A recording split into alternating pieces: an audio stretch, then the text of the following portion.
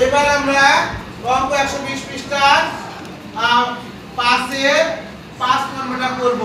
আসবে অনেক, চলে আসো অনেক। অনেক দেখো তো এটা কি ভগ্নাংশ আছে? দশমিক ভগ্নাংশ। কি ভগ্নাংশ আছে?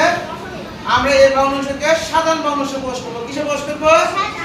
তাহলে আমরা বললাম যে পূর্ণ সংখ্যাটা আমরা সবসময় উপরে দিয়ে দিব, দশমিকের পরিবর্তে 1 নিব, আর যে কটা সংখ্যা আছে সেগুলা শূন্য নেব। তাহলে এই যাতে পূর্ণ সংখ্যা কি আছে বলো তো? 25। খুব সুন্দর, 25। আর আমরা এখানে দশমিকের পরিবর্তে একটা 1 পাবো, আর দুইটা সংখ্যা আছে সেজন্য দুইটা শূন্য পাবো। এটাই আমাদের সাধারণ ভগ্নাংশ, কিন্তু একে আমরা লঘিষ্ঠ আকারে প্রকাশ করে রাখবো।